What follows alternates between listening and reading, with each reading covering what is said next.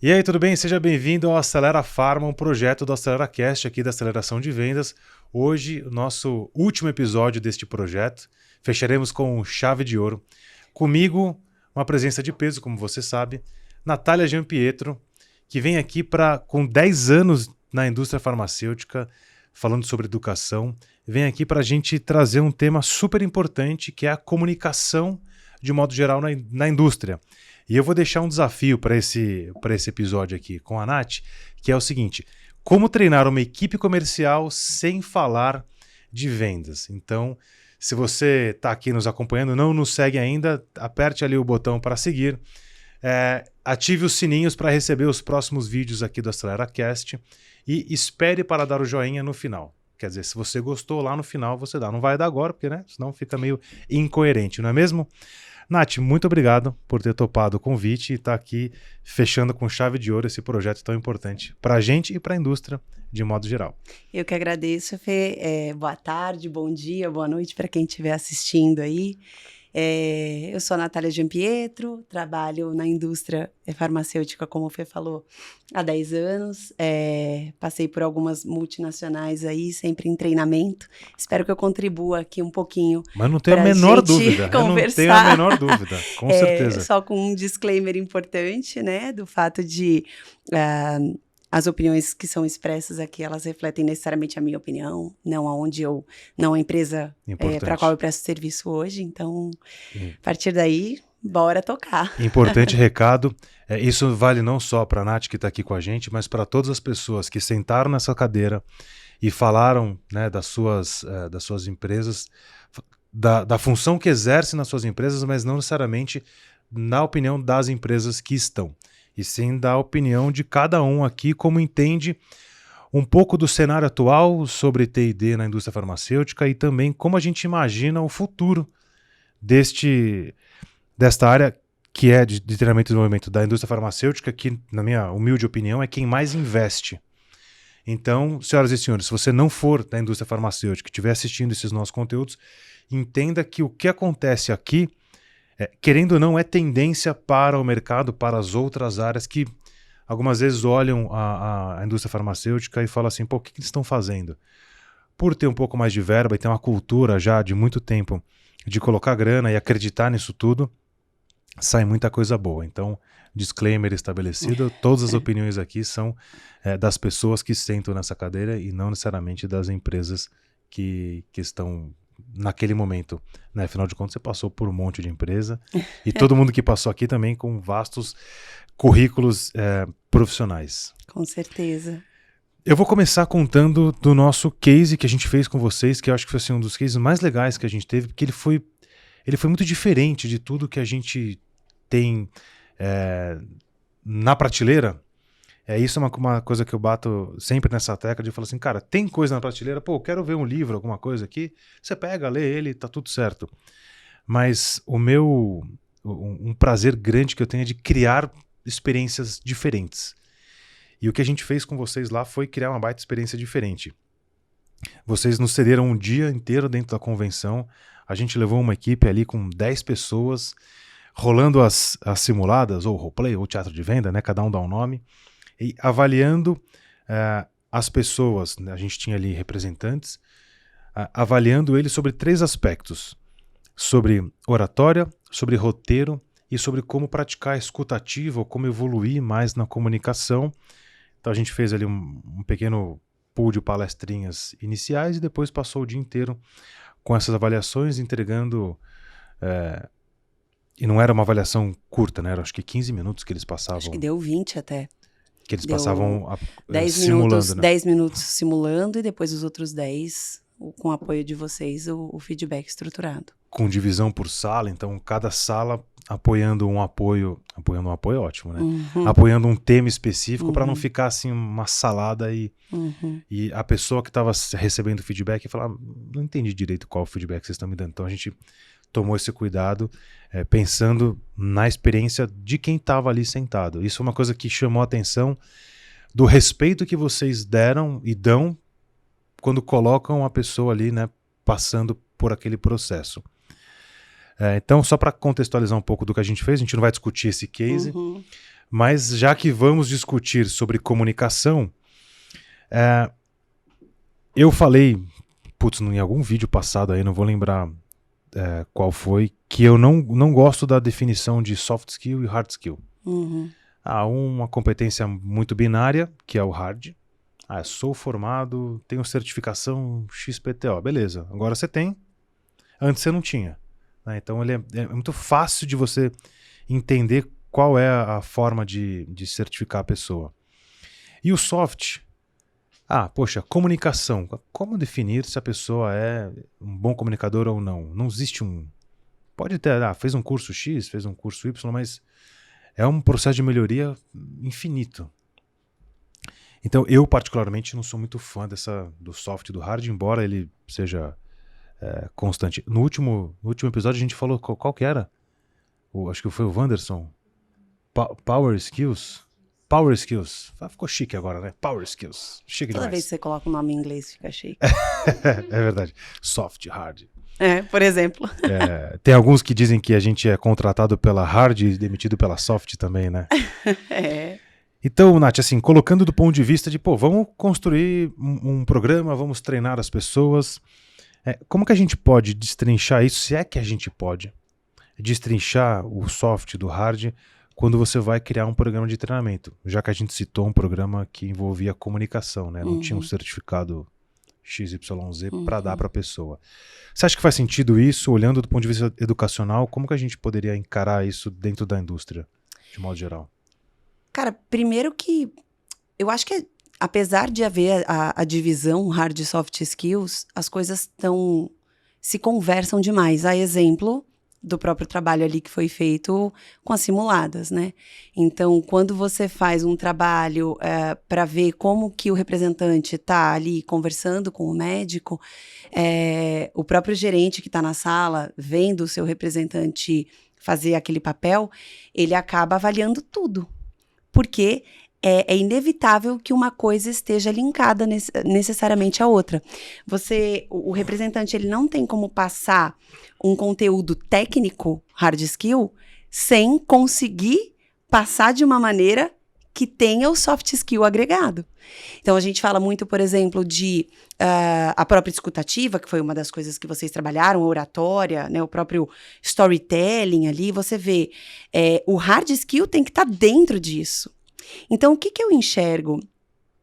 Que necessariamente, eu acho que as coisas não estão divididas, mas que pode existir aí, de repente, um soft skill, a área do soft skill que permeia o hard skill.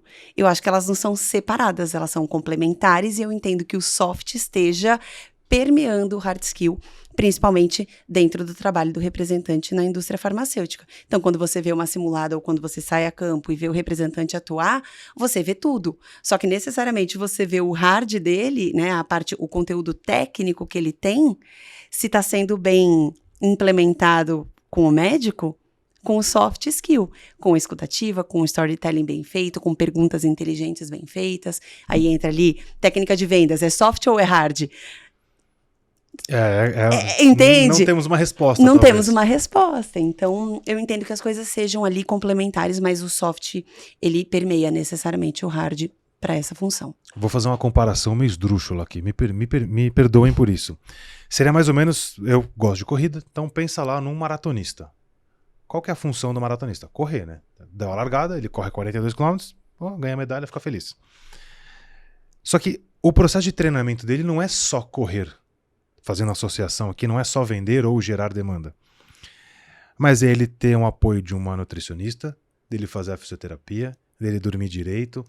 Então, isso é uma coisa que eu acredito muito, é como treinar o indivíduo para que ele possa potencializar o que você está trazendo aí da questão do hard. Vamos falar de spin selling. Spin selling é soft ou é hard? Pois é. Cara, sei lá, spin selling é saber fazer as boas perguntas, mas como é que eu me conecto? Eu chego lá, eu sou o cara do spin selling. Peguei a mentoria com o Neil lá, sentei do lado dele, coloquei o Neil no meu colo. E eu sou péssimo para me conectar com as pessoas. Não adianta nada. E você vai ser um chato entrevistador, né? Nossa, vai ser um entrevistador. O entrevistador já é meio chato, né? Que o cara que fica ali... Não foi isso que eu quis trazer não, aqui. porque e tem que tomar um cuidado, né? Tem até uma pesquisa que saiu faz um tempinho, acho que talvez 2019 ou 18, se eu não me engano, de um lugar chamado Gong.io. E eles colocam, número 1, eles colocam os erros clássicos numa ligação ou numa negociação de venda. Erro clássico número 1 é fazer poucas ou muitas perguntas. Então você não pode fazer nenhum. Aí você fala, cara, tá fácil, né? Acho que o número que ele dá são 14 perguntas numa ligação de 50 minutos, feito com inteligência artificial, um negócio meio sofisticado lá. Não pode fazer muito menos que isso, também não pode fazer muito mais. E ele fala uma coisa importante, que é não fazer tudo no começo, senão você vira o entrevistador do IBGE. Isso. Oi, tudo bem? Qual é o seu nome? Qual é a sua família? Isso. Você fala, não sei o quê. Você fala, caraca, pelo amor de Deus, me... né? E você vê, aliado a isso, desculpa te cortar, mas aliado a isso é o poder da escutativa. Escutativa é soft skill. Então você pergunta, que talvez seja o hard skill, mas você tem que escutar, que é o soft. Essa pergunta, talvez nem tenha a resposta, mas conseguir destrinchar ela é muito valioso quando a gente fala sobre educação, certo? Uhum. A gente falou, só voltando um pouquinho, a gente falou sobre as simuladas, né? Que é colocar a pessoa num lugar para criar um ambiente de estresse, no bom sentido. E eu assisti um podcast de um neurocientista recentemente, e ele fala sobre pessoas que são pouco estimuladas ao estresse, elas acabam se tornando mais introspectivas, acabam não tendo tanta facilidade de comunicação. Já que nesse projeto a gente está falando um pouco de futuro, então vamos pensar que a gente está assistindo isso aqui daqui 10 anos. Sei lá, qual seria uma idade mínima de alguém que está entrando na indústria hoje? Uns 25, talvez. Essa pessoa hoje tem 15 anos. Em 2022 ela está com 15 anos. E daqui 10 anos talvez ela esteja entrando com 25. Como que a gente pode pensar num ambiente futuro para essa molecada mais jovem, com todo respeito, molecada mais jovem, de que não se submete muito ao estresse, não é muito... você fala, pô, liga aí pro cliente. Ligar, imagina, vou ligar para alguém, né? Ou chega na casa do coleguinha, não toca a campainha, liga, fala, eu cheguei, fala, onde você tá? Na porta. Toca a campainha, pelo amor de Deus. Você acha que tem algum caminho pra gente pensar, e agora eu tô fazendo uma pergunta futurística mesmo, de como criar um ambiente para trabalhar, eu até anotei aqui, esses microestressores, de colocar o indivíduo sempre experimentado numa situação de estresse, que hoje a gente faz numa convenção ou faz num evento mais esporádico. Uhum. Tem como fazer isso de outra maneira? Eu acho que os jovens hoje em dia já ainda, né, existe prova na escola, então, de alguma maneira, eles ainda estão sendo submetidos a, não sei se isso é tão micro, mas, porque na época que eu estava na escola, eu ficava bem tensa com prova. Ficávamos. Mas acho que ainda existe um pouco disso, mas, por outro lado, eu entendo que os jovens estão tendo um poder que a gente não tinha antigamente, que eu acho que é bem prejudicial, que é o de tomar certas decisões de coisas que a gente não tinha. Vou dar um exemplo besta aqui. Então, até desde criança, não precisa nem ser adolescente. Então, hoje, quando eu era criança, eu tinha que esperar a propaganda passar para poder assistir o desenho que eu queria. E o desenho que tinha era aquele daquele horário. Se você não gosta daquele desenho, que pena, até porque eram 2 canais que a gente tinha na época, 3. Hoje a criança e o adolescente, ele tem a música no rádio. Eu botava a fita cassete, né, que chamava. Uhum. Eu botava a fita para gravar, para poder depois escutar as músicas que eu queria. E ainda vinha com a voz do locutor depois, né? Falava, pegou a voz do locutor. Isso era um poder que a gente não tinha, que hoje crianças e adolescentes têm, de não quero essa música, troca. Não quero esse desenho, troca. E os pais estão corroborando com isso, e isso eu acho que é um pouco preocupante. Então, eu acho que teriam 2 lados aí. Primeiro, uma atenção dos pais em relação a isso, a dosar um pouco mais desse poder, e não deixar poder tudo o tempo todo, a eles terem essas escolhas, até porque a vida... Essa frase ficou bonita, hein? Dosar o poder de não ter o poder de poder fazer tudo ao mesmo tempo. Ó. Ficou bonita? Ficou bonita. Vamos abrir aspas aí. Então, eu acho que tem um papel aí que talvez seja dos próprios pais. E um outro papel, e aí é um pouco difícil de falar, e talvez a gente entre nesse assunto aqui de novo, mas é um protagonismo mesmo do próprio adolescente em ele não se permitir que isso aconteça com frequência. Então, preparando para o futuro, porque no futuro, você quer um emprego, não necessariamente você vai conseguir. Então, eu entendo que dosar um pouco isso, né, através dos pais ou os próprios adolescentes dosarem um pouco desse poder que eles têm, podem ajudar, talvez, a preparar. Mas em relação a se submeter a estresse, que é um pouco do que você estava falando, eu acho que inevitavelmente essas pessoas vão passar por estresses ao longo da vida e eu não sei se isso tende a diminuir. Dá para você se preparar para o estresse? Não, até porque o que faz você aprender é você passar pelo estresse. E eu acho que é aí que está o ponto. É as pessoas entenderem que passar pelo estresse faz você aprender. Porque conecta você emocionalmente com aquilo. E quando você se conecta emocionalmente com alguma coisa, é que você de fato aprende. Então, eu não sei se a gente tem aí uma resposta muito, muito certa para isso. Entendo que existem maneiras de tentar diminuir um pouco, mas a vida inevitavelmente vai trazer esses estresses, né? E eu acho que, no final das contas, por exemplo, eu vou cutucar, né? Quem estiver assistindo, se for representante, talvez se sinta incomodado. Mas a gente sabe que a simulada, por exemplo, ela causa um estresse, mas a gente tenta fazer isso num ambiente controlado e a maneira de olhar para uma simulada, por exemplo, deveria ser positiva, porque você está num estresse controlado, na verdade. Né? Mas eu estou sendo avaliado. Não, cara, você está sendo visto para que você possa ser melhor treinado. Exatamente. E eu acho que isso precisaria mudar um pouco para diminuir esse estresse desse momento. O estresse, principalmente o social. Né? Você pegar os pais numa super proteção, o filho vai lá pedir um suco. Ah, eu quero um suco. Ah, oi, garçom, ele quer um suco. Não, ô filho, pede lá pro garçom. Vai lá, fala com o tio, fala, eu quero um suco. E a gente vê isso acontecendo, às vezes, com menos intensidade. O estudo que eu vi, ele falava o seguinte, que eles pegavam, foi feito com um chimpanzé, e aí o chimpanzé, logo quando nascia, um determinado grupo, eles colocavam para passar um determinado estresse, observando com marcadores neuroquímicos, porque o chimpanzé não vai falar que está estressado. Uhum.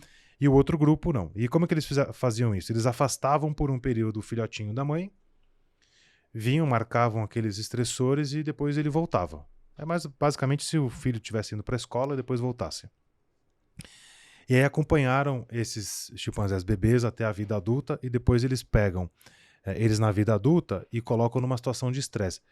O chimpanzé que passou por aquelas microdosagens de estresse, ele no futuro ou quando adulto, consegue superar muito melhor, ou seja, aparecem menos marcadores neurotransmissores que marcam o estresse. E eu fiz essa pergunta, até a gente deu uma desviada um pouco aqui, mas justamente para entender como é que eu poderia pegar essa molecada que está vindo, ou que daqui a 10 anos está entrando na indústria, e colocar eles no lugar de falar assim, ó, aceite passar pela simulada, vai doer, mas é um ambiente controlado, blindado, ninguém vai ser demitido porque gaguejou, porque tá suando e tal. É que eu acho que, apesar de talvez a gente não ter como controlar esse desenvolvimento do adolescente até a vida adulta, a gente tem, inevitavelmente, a pessoa, quando chegar na vida adulta que vai passar por essas situações, ou ela fica e aprende, ou ela não aguenta e espana. Sim, e a gente tá vendo isso acontecer bastante, né? Infelizmente. Então, assim, eu acho que mais hora, menos hora, se a pessoa não foi preparada para isso, ela vai sofrer as consequências de talvez não ter sido preparada para isso. Porque ou ela vai aprender naquele momento, ou de fato, ela não aguenta e sai. Eu imagino não, na minha percepção, a gente passa por uma fase de transição aonde você falou da história de, você quer ver um desenho, são esses 2 ou 3 canais. Quando a gente queria ver um filme, saber o nome do filme, você tinha que esperar voltar do intervalo. e dar sorte de pegar o momento que apareceu o nome do filme e qual era a parte. Exato. E se passasse, não tinha como consultar. Né, eu lembro uma época que eu tinha que olhar a revista da NET para ver assim, qual era o canal, aí você tinha qual era a programação. O negócio, alguém mais jovem ouvir isso e falar: Felipe, você tá meio velho. Eu falei: verdade, não é mentira.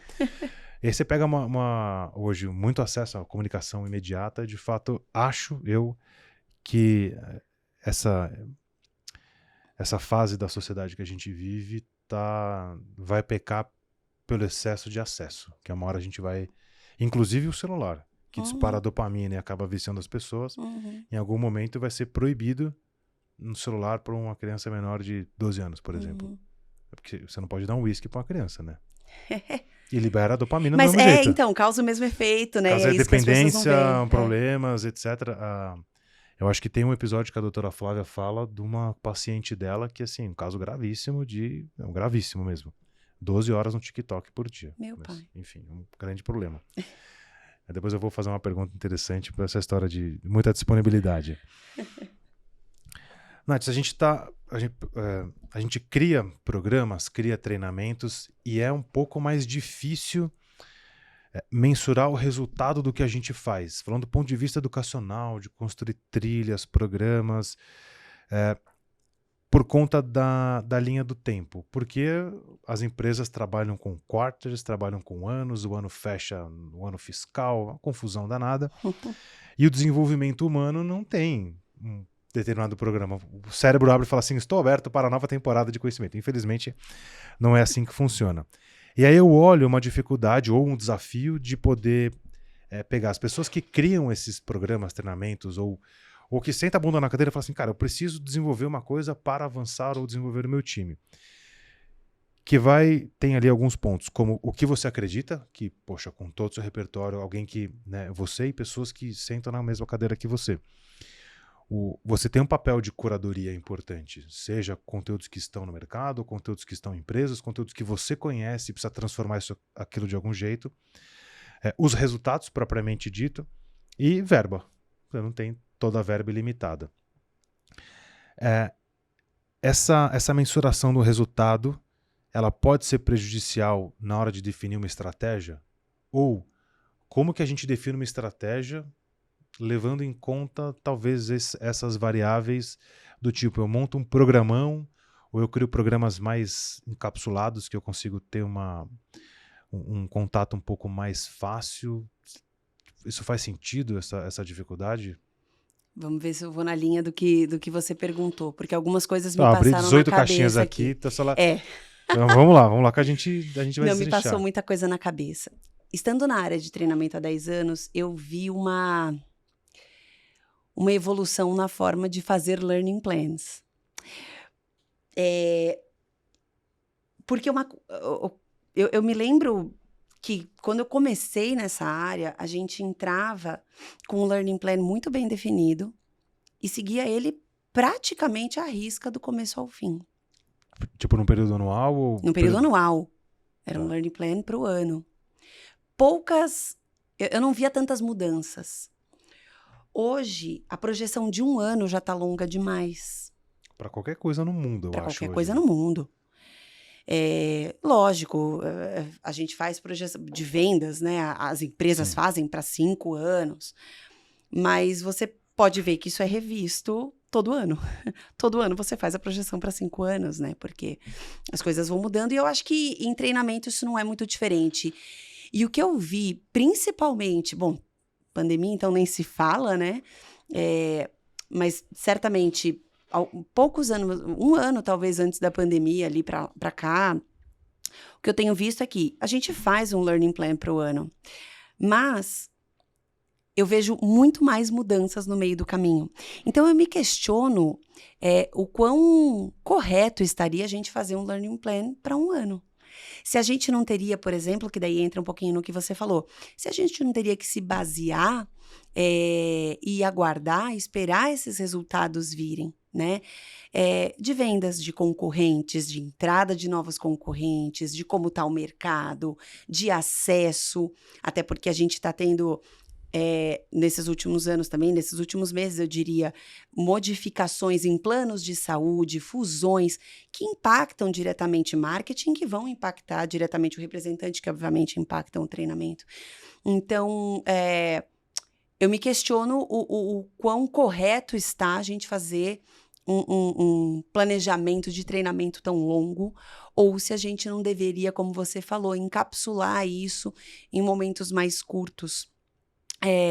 Ou ter uma projeção um pouco menos definida, um pouco mais só com ideias, e aí o que fazer, a parte mais, só o estratégico, a parte mais tática e operacional, a gente deixar para ver quando estiver chegando mais próximo. Até porque tem uma estratégia para o ano, é lógico, mas eu fico pensando um pouco nisso, assim, porque a gente tá no mundo VUCA, na verdade, mundo VUCA, Bani, né? Então a gente já passou de fase, até o Bani já tá também fora de contexto, já Até talvez. chega alguém trazer uma nova sigla. Porque fica chique quando você coloca em inglês e siglas. Esqueci de falar isso. É verdade, fica mais cara. Fica. Então, será que nesse mundo tá correto essa maneira como a gente faz? E a gente não deveria repensar, fazer da forma como a gente tá fazendo hoje? Porque tá tendo tanta modificação e aí, quanto de retrabalho também você não gera. Para a gente cutucar um pouco a ferida dos educadores que nos acompanham aqui nesse momento e que dividem as missões, os desafios que a gente... Seria eu ter que virar uma chave de parar de me apaixonar pelo problema, pela solução que eu tenho, porque eu fui lá e gastei uma nota num LMS, porque eu contratei a empresa tal, não sei o quê, e virar a chave e falar assim, bicho, qual é o problema que tem que resolver? Pô, se eu tiver que resolver um problema, não importa como, mas eu vou resolver o problema. Pode ser num LMS, num EAD, sei lá qual a forma, pode ser num workshop, pode ser uma coisa que a gente vai falar mais pra frente. Fala, turma, é o seguinte, eu vi um podcast muito legal, assistam, porque é interessante. Porque cada vez mais a gente vê uma enxurrada de conteúdo. Tem muita coisa duvidosa, mas tem muita coisa boa aparecendo nas redes que custam zero, né? Pois é nessa hora que você percebe o quão importante talvez seja você não estar preso a algo pré-determinado. Talvez você tenha até menos gasto. Porque uma parte disso que você está falando, né? A gente tem acesso a muitas coisas, que muitas delas, inclusive, são zero custo. E hoje em dia isso está sendo orgânico. A gente não tem algo com uma curadoria. Mas será que não seria melhor a gente não ter tudo pré-preparado, aguardar o problema, não ele chegar intensamente, mas você conseguir ver esse problema com um pouquinho de antecedência, fazer uma pequena curadoria das coisas que existem e disponibilizar, né? De vídeos, de podcasts, coisas que estão aí zero custo e a gente poderia aproveitar. E ficar mais coerente com a realidade que a gente vive hoje. Assim, eu penso isso, uma coerência foi uma palavra que apareceu hoje de manhã, eu estava numa reunião e eu fiquei martelando o que é ser coerente nas suas atitudes? E, inclusive, quando a gente é coerente com nós mesmos, o corpo quimicamente muda, né? Ele fica mais tranquilo de falar, beleza, o que você está falando é o que você acredita e a coisa fica mais fácil. Mas acho que tem um ponto aí a ser provocado, de não ficar só nessa, eu vou fazer daquele jeito, que foi assim que eu aprendi, e eu aprendi faz tanto tempo. Acho que fica a provocação aí. Você sabe que quando eu trabalhava na indústria veterinária, cara, para mim foi uma mudança radical, assim, eu saí da indústria farma e ir para veterinária. Talvez para quem esteja ouvindo não seja tão radical assim, mas para mim foi, porque eu trabalhava com 4 unidades de negócio, linha pet, linha bovina, linha suína e linha de aves. E o que eu via acontecer, e essa era a dificuldade a dificuldade e a beleza de trabalhar com treinamento desses representantes, principalmente das linhas bovinas, era que o cara chegava no produtor rural, lá no centro do Brasil, para falar sobre tecnologia, sobre medicamento para os bois, para as vacas, enfim. E a resposta do cara era a seguinte: não, mas olha só, eu sempre fiz assim. Meu avô sempre fez assim. Meu pai, meu avô, meu bisavô. Não tô entendendo. Quem é você para... Who the hell is? Né?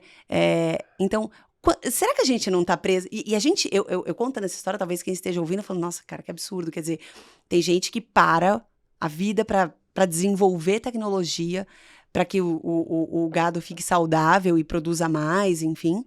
E talvez quem esteja ouvindo olhe para isso e ache um absurdo. Mas não tem uma autorreflexão aí de falar, cara, será, dadas as devidas proporções, né, e fazendo um paralelo, quanto que a gente não tá fazendo isso com os nossos planejamentos de vida, no trabalho, né? Você fica preso a isso. E essa é uma das soft skills que a gente tem que lidar hoje, que é lidar com ambiguidade, lidar com incerteza. E isso sim, é para hoje e para o futuro.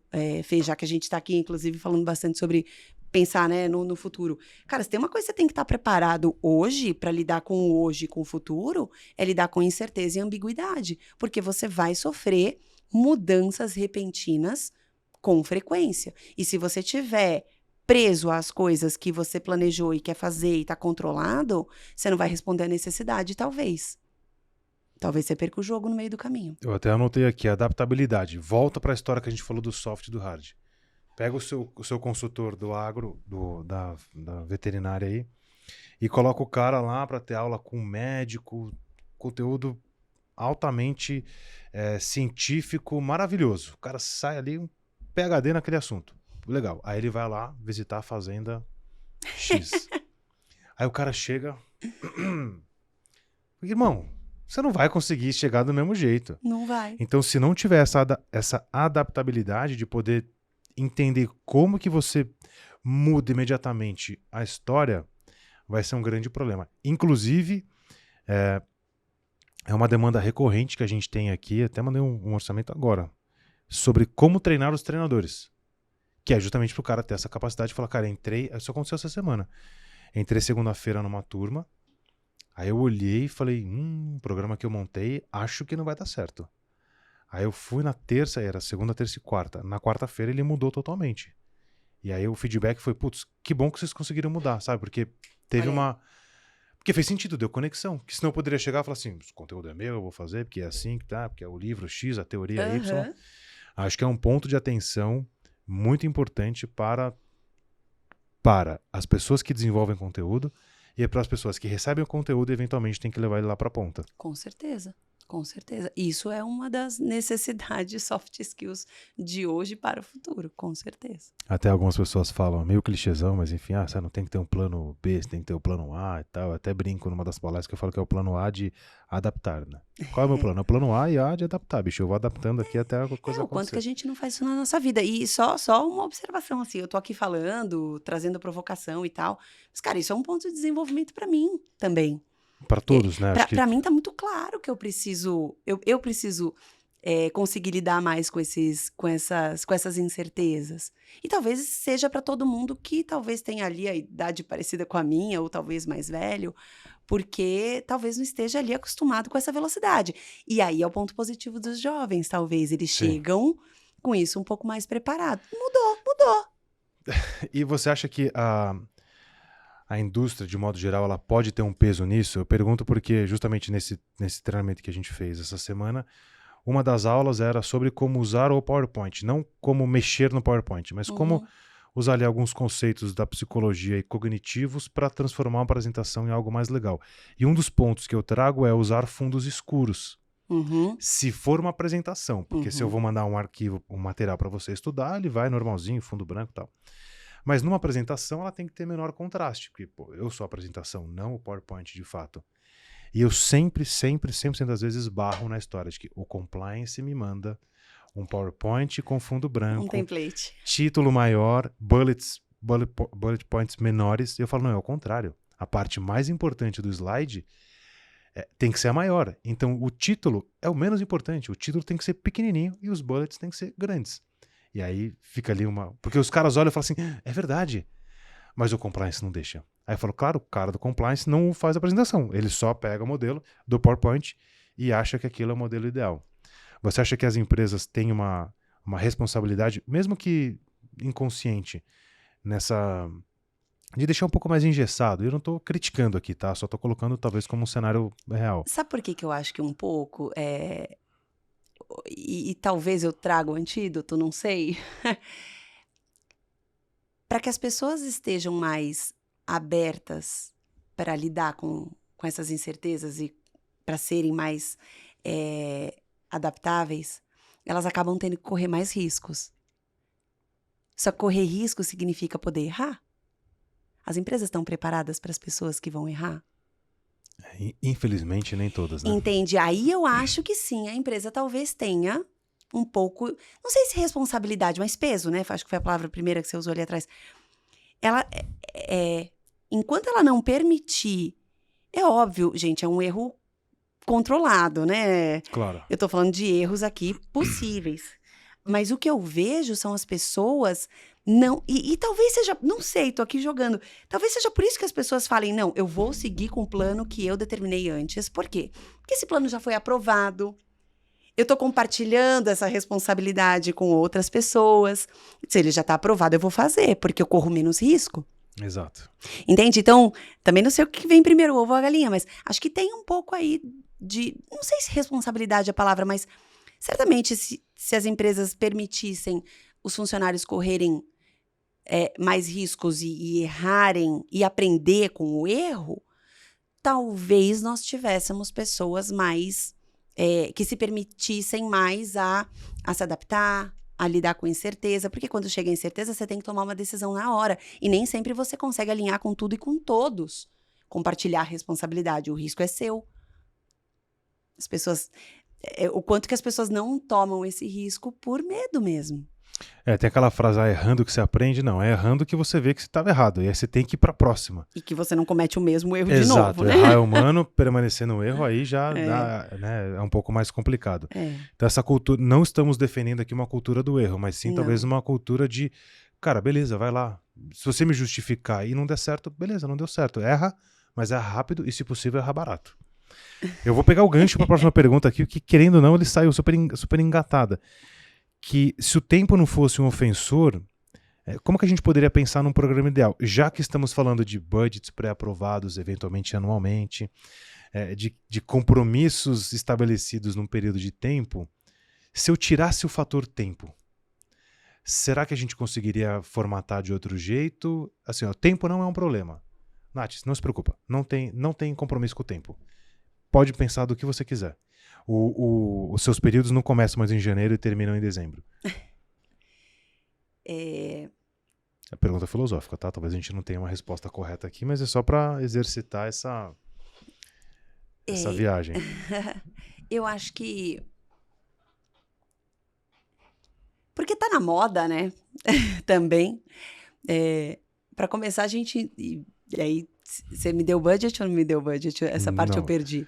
Não, tem uma hora que eu falo budget não é um problema, é o tempo. Tá. O tempo e o budget não é um problema. Vamos lá, pra gente poder criar um ambiente fértil. Vamos entrar na moda do metaverso, né?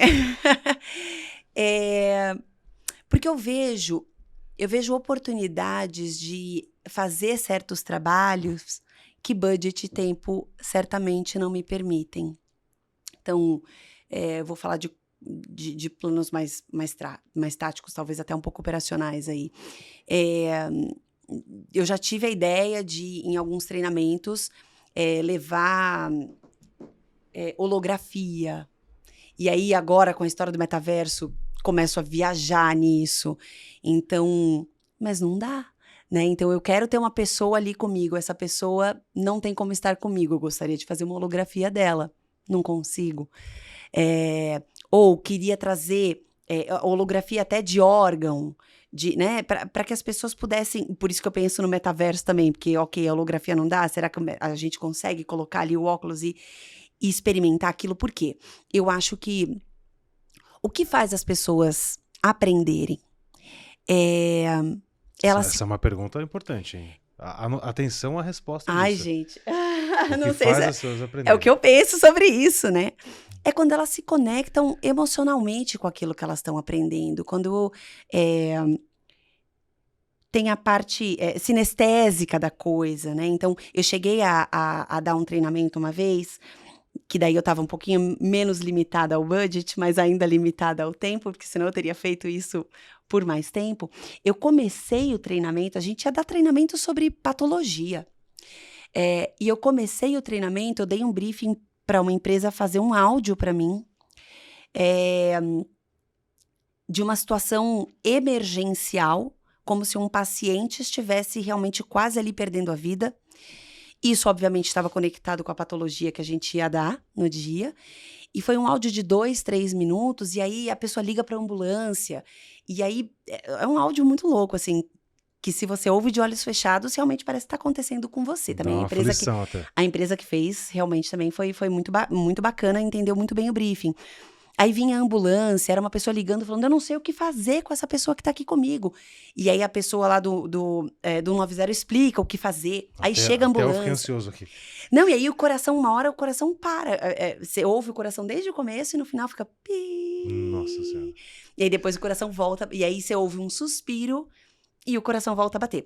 Tudo isso foi feito, o que eu fiz? Coloquei o áudio, vendei as pessoas, porque certamente de olhos vendados você acaba apurando mais o seu sentido auditivo. No meio do caminho, ainda fiz a parte do tato, né? Acabei jogando ali um cheiro para eles se conectarem. Quer dizer, tudo isso conectou a pessoa emocionalmente com o treinamento que ela ia receber e certamente ela entrou de uma maneira muito mais aberta. Então, eu acho que se a gente não tivesse... Tem coisas tecnológicas que podem ajudar a gente, mas... Tirando um pouco, que eu acho que é o clássico, as pessoas pensam em inovação, o que fazer diferente. Se eu tiver tempo, se eu tiver budget, as pessoas vão pensar em tecnologia, inovação, metaverso, né, holografia. Mas aí esquece o básico, que é conectar as pessoas emocionalmente com o que elas vão fazer ali. E isso que eu falei faz com que elas se conectem emocionalmente. E é simples de ser feito. E você fala isso da conexão emocional, é uma coisa que eu trago no módulo de storytelling, que é a conexão. Se eu perguntar pra você, o que você comeu terça passada? Você fala, meu, não tenho a menor ideia. Mas lá vamos nós, é dia 11 de setembro de 2001. Aí você fala, cara, eu sei exatamente onde eu tava. Ou você, pra não pegar uma data tão trágica, no dia 17 de julho de 1994, Copa do Mundo, Tetra. Putz, eles não vão saber, eles nem tinham Não nascido. sabe nem quem é o Bádio. Não não, sabem. Roberto quem? Não. O Bádio Mas não sabe. Cara, eu lembro onde eu tava. Total. Que roupa que eu tava, o que eu tinha comido, quem tava junto. E a semana seguinte? Eu não tenho a menor ideia. Porque estou completamente conectado emocionalmente com isso. E é tão básico, tão primitivo. Esse é um sistema que já vem... A gente já nasce com esse aplicativo instalado. E isso vem, sei lá, pelo menos uns 60, 70 mil anos. Que é a questão de contar histórias, se envolver emocionalmente e tal. E muitas pessoas erram no básico. Essa é uma frase que eu adoro. Faça o básico bem feito, te coloca na frente de um monte de gente. É o arroz com feijão, né? Tem um post meu que na época que hoje eu faço o tabletzinho bonitinho. Mas na época que eu fazia ele meio tosco, assim, que era... você comeria o seu arroz e feijão todo dia e tal, uma provocação, assim, sabe? Porque se você não comeria, então, bicho, vai tentar inventar um risoto de lagosta, de sei lá o quê. Aí que tem uma alergia, morre no meio do negócio, né? Complicado. Me perdi no que eu tava falando, mas voltando aqui, você falou da escutativa. Não, você não falou da escutativa, você falou de vendar os olhos. E aí tem uma questão interessante da prática de escutativa. Tem uma história engraçada. Eu não lembro quem foi que me contou que estava fazendo uma reunião. E aí o dono da empresa, de repente, o cara tava apresentando tal, e o cara fechou o olho. E aí o cara que tava apresentando falou assim, meu, ferrou. O cara dormiu na reunião, né? E aí ficou naquilo ali e tal, depois passou em uma conversa com outro consultor que estava junto, ele chegou e falou assim, não, fica tranquilo, o dono era um oriental. E ele falou assim, ele quando tá prestando atenção, ele fecha os olhos. Maravilhoso. Que é para poder justamente fazer isso que você falou, se conectar e diminuir os estímulos. A gente, em alguns treinamentos comerciais, fala isso pro cara, fala, tá no telefone? Fecha o olho. Conversa de olho fechado, é meio maluquice, né? Tem que estar... O cara mais ansioso não consegue muito. Eu falo, fechar o olho? De jeito nenhum, você tá maluco, pelo amor de Deus. Mas é muito importante para a prática da escutativa, pra gente poder escutar sem emitir uma opinião. Na semana passada... Não, quando foi? Nessa semana a gente fez uma dinâmica aqui, a doutora Flávia, que você conheceu, tá treinando a gente... com base na quinta disciplina, um pouco da teoria AU, algumas coisas novas que ela está estudando relacionadas à comunicação. E um exercício que a gente fez essa semana foi da prática escutativa. Eu fiz com a Fê, inclusive. Você tinha que ficar 5 minutos ouvindo a pessoa e você não podia esboçar nenhuma reação. Não é nem só falar, você não podia nem, tipo, nada, assim, tipo, ficar sério. Para mim foi muito mais difícil ouvir do que falar, mas muito mais difícil. E é um negócio a ser exercitado.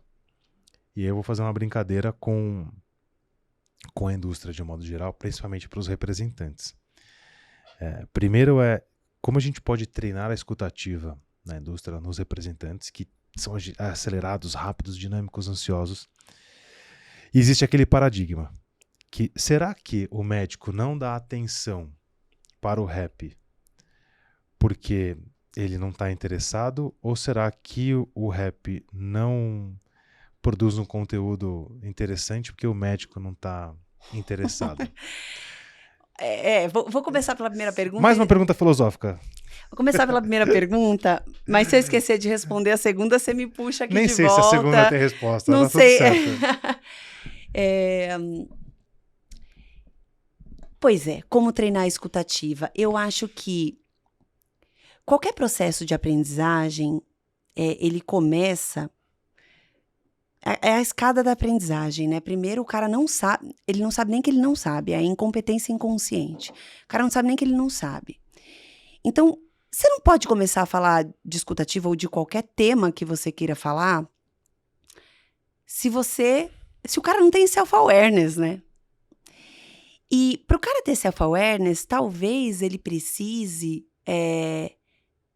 se gravar conversando com alguém. Dói, né? Se gravar, dói pra caramba. Alguns já caíram da cadeira agora. Pega um vídeo, pega o seu celular. Isso é verdade. Pega o seu celular e... Acho que tem alguns cenários, sem querer te cortar, mas já cortando. Não, por favor. Vai fazer uma ligação com o cliente. Põe o celular ali e filma. Uma ligação real. Ou grava um vídeo de apresentando. Ou, para não fugir muito, pega o último áudio que você enviou para um cliente importante e ouve. O cara vai falar, não vou fazer. Não quero. A gente fez recentemente uma atividade com um time que eles tinham que gravar um vídeo contornando uma objeção específica. Metade falou assim, mas imagina que eu vou fazer isso, porque não me sinto bem fazendo isso. E a gente pediu 3 vídeos. Veio primeiro o que choveu reclamação. Falei, galera, continua. Pelo bem da educação. Aí a gente teve uma devolutiva. Nessa devolutiva, eu abri aspas, e assim, eu não queria expor ninguém. Então, eu coloquei no PowerPoint, abri aspas, a frase da pessoa, fechei aspas. Então, teve uma frase que foi o meu slide inteiro, escrito. Numa tacada só. E o meu convite para eles foi, agora eu quero que vocês, dentre outras coisas, falei, eu quero que vocês voltem no vídeo de vocês, ouçam novamente, ou vejam novamente, que a gente liberou áudio também, porque tinha gente que não queria fazer o vídeo. E ver o quanto você tá falando sem parar. Você me mandou um áudio de 5 minutos, o maior veio com 8. E você foi numa tacada só. Aí eu dei uma devolutiva, falei, olha, eu entendo a limitação da atividade que eu levei para vocês, porque é um monólogo. Só que mimetiza a atividade. Finge que o cara respondeu alguma coisa, faz uma pergunta. Ouve o que o cara, entre aspas, teria te respondido. Porque senão você vai contornar uma objeção com um leque de opções. E será que se você tem um leque de opções para responder uma objeção. Ainda que você não tenha usado seu leque inteiro, você usou 4 alternativas. Você está fazendo isso no campo? Ou você está escutando o que o cara está te dizendo para você optar racionalmente pela linha que você quer para contornar aquela objeção? Isso é raro, né? Bem raro. Aliás. Então, mas foi muito louco, porque assim, eu falei, tira a limitação da atividade. O próximo vídeo eu quero que vocês finjam que o cara respondeu alguma coisa. Fala, agora o cara me respondeu X. Então eu vou responder. Lá. E ainda assim, no segundo vídeo, 5 minutos, 7 minutos, uma tacada só. No terceiro, e eles super desconfortáveis, o terceiro chegou muito melhor. Aí eu convidei eles a me dizerem o que eles sentiram de diferença do primeiro pro terceiro. Aí um monte de gente me falando, não, eu ouvi de novo, eu percebi que isso eu tô fazendo sim com o médico. Quer dizer, a escutativa foi para onde? Então, assim, acho que um dos caminhos aí, respondendo sua pergunta, acho que um dos caminhos é, de repente, você tentar se gravar. O outro caminho aí é a gente tentar se conectar emocionalmente, né? Voltando ao que eu falei anteriormente, você faz uma atividade muito simples, porque existem escutas ativas que são escutas ativas, né? Que você tá me contando uma história e eu tô... Não, mas, olha, eu não acho que você deveria fazer isso. Eu não faria aquilo. Isso não é escutativa. Existe o cara que olha pra si, né? É o narcisista. Palpite ativo. Existe você tá me contando uma tragédia, eu vou te contar uma tragédia ainda maior, porque a minha vida é bem pior que a sua. Então, tem o narcisista, né, que olha só pra si. Tem vários tipos de pseudo-escutativas. Então, como que... Eu já vou terminar pra você concluir, mas uma outra maneira de você tentar, e aí sim, né, se conectando ali com o caso faz uma simulação, que é essa que você fez. Ouve uma pessoa de cabo a rabo sem expressar nenhum sentimento, sem falar. Ou faz com essa pessoa o seguinte, deixa ela falar e faz esse roleplay do narcisista. Não deixa a pessoa falar e você fala o seu. Ou faz o cara conselheiro, a pessoa fala e você responde o que você faria no lugar dela. Eu acho que durante o treinamento, você fazer esses roleplays em que a pessoa sinta na pele como é ruim ser pseudo-escutativa, pode facilitar para a pessoa ter o self-awareness. Aí ela sai da incompetência inconsciente e já vai minimamente para uma incompetência, porque ele ainda não vai ter essa competência, mas pelo menos ele está consciente de que isso existe, de que isso é ruim, porque ele sentiu na pele dele. Aí sim você abre espaço para começar a treinar. Acho que agora eu concluí ali a resposta. Não, faz super sentido. Isso. Uma coisa que você falou, eu pensei aqui, me chamou a atenção, as pessoas não conseguem nem se ouvir. E é um pouco do que a gente já falou, de estar apegado muito à solução e pouco apegado ao problema. Pô, o cara tá na frente de quem quer que seja. Pode estar na frente do marido, da esposa, ou do médico, ou de um amigo, de quem quer que seja. E é assim, eu só quero levar a minha informação. E, dane-se o que você está me dizendo. Uhum. A minha informação é o que importa. Uhum. Só que essa pessoa que pratica isso, ela não consegue se ouvir. E aí, por isso que não consegue se gravar. Porque vai doer pra caramba. Não, eu vou me julgar. Não, de jeito nenhum. Eu não quero essa confusão. Então tá aí talvez um primeiro passo, que é conseguir se escutar. E ficar confortável com isso. O silêncio, a gente tá falando de escuta ativa, se me perguntarem qual é... Pense em oratória. Qual é o recurso mais poderoso ou o meu preferido? É a pausa no discurso. E ele, querendo ou não, na minha análise, a pausa na oratória é um baita gatilho para a escutativa. A escutativa, né, para quem está ouvindo aqui, ela não tem que ser virei agora o Dalai Lama. Todas as minhas reuniões eu vou acender um incenso aqui e vou ficar meditando. Vocês podem falar tudo, eu vou virar um terapeuta. Não é isso. Uhum. Mas eu tenho que conseguir levar a minha informação, mas eu tenho que ter a escutativa de assim, o que você está me dizendo significa o que mesmo?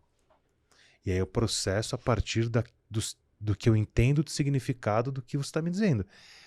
E de posse dessa informação, eu uso outros recursos para eventualmente me conectar emocionalmente a você, gatilho mental, seja lá qual for o ponto, de falar, não, olha, eu acho que eu estou entendendo o que você está falando, veja se essa solução faz sentido.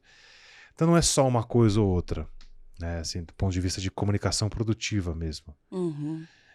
Mas é um negócio que, tem que parar para estudar, tem que parar para fazer e tem que aceitar, aliás, tem que se colocar num lugar vulnerável, que acho que é esse primeiro ponto que você trouxe. Uhum. Falar, cara, eu não sei. Uhum. Né, eu vou assumir que eu não sei. Um exemplo que eu sempre trago, acho que eu até usei recentemente em algum episódio aqui, quando eu tinha que comprar alguma coisa na Santa Efigênia. Você vai comprar um microfone na Santa Efigênia, acho que inclusive até usei esse exemplo. Você chega na primeira loja que vende microfone e fala assim, tudo bem, eu queria microfone. Qual? É o que você fala e sai o som. Não, mas é com micro USB, com XLR, com não sei o que, não sei o que lá. Aí você começa a entrar numa loja, entra na outra, aí você descobre que você não sabe nada de microfone. Aí você vai lá, tal, você compra, eventualmente até consegue dar uma aula de microfone depois. Mas tem que passar pelo primeiro choque de falar assim, cara, você não sabe sobre microfone. E você sabe que existe, você me fez lembrar de uma coisa muito interessante.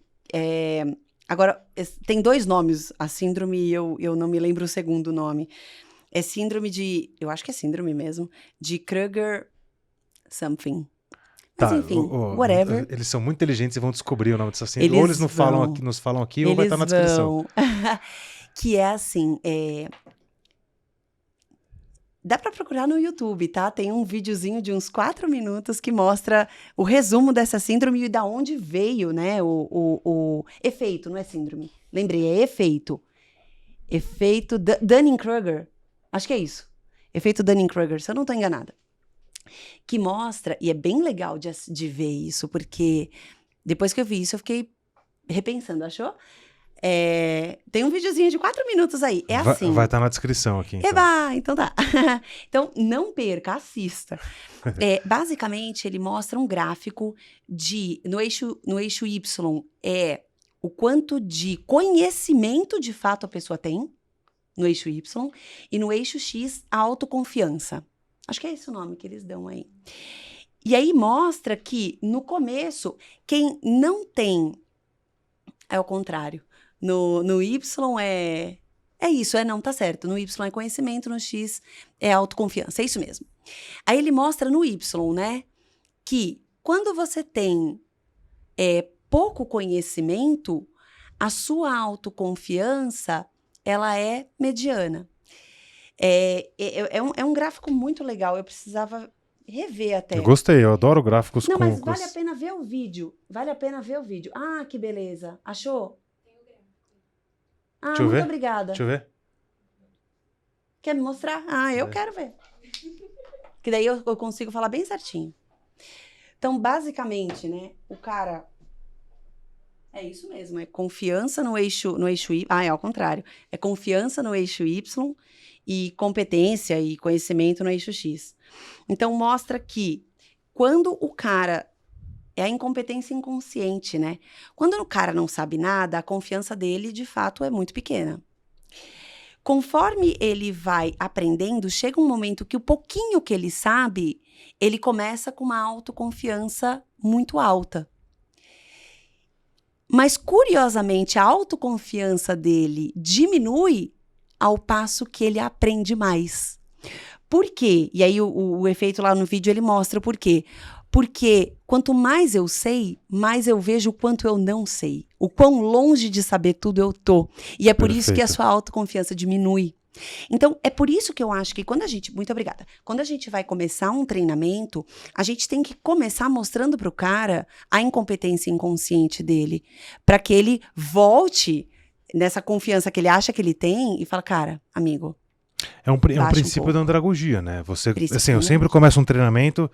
E aí, sejam bem-vindos, não sei o que e tal. Ó, é o seguinte, vou pegar um tema que a gente falou hoje, que foi sobre processos. Acabei de treinar uma turma sobre processo. Primeira coisa que eu faço, sejam bem-vindos, eu vou colocar vocês em sala, voltem com uma frase sobre processo. Porque o cara olha lá, ele recebeu um e-mail do RH, do sei lá de quem, treinamento sobre processo. O cara fala assim, sou professor de processo, me respeita. Aí você fala, vem cá, bonitão, entra na sala aí.